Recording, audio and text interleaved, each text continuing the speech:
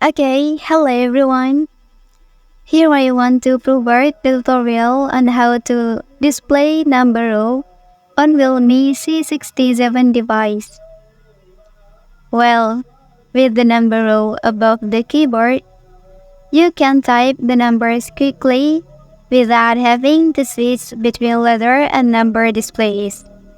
This increases typing efficiency and speed up the data input process. Well, here are the steps. First thing first, I will show you my keyboard display. Okay, and then here please open the settings.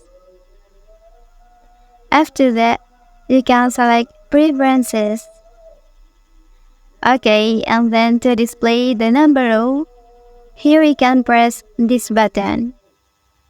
So now let's check it. Okay, and then now the number row is successfully appear on the keyboard.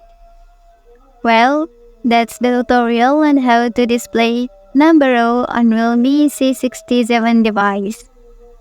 If you are helped by this video, don't forget to like and subscribe to get other information from this channel. Thank you.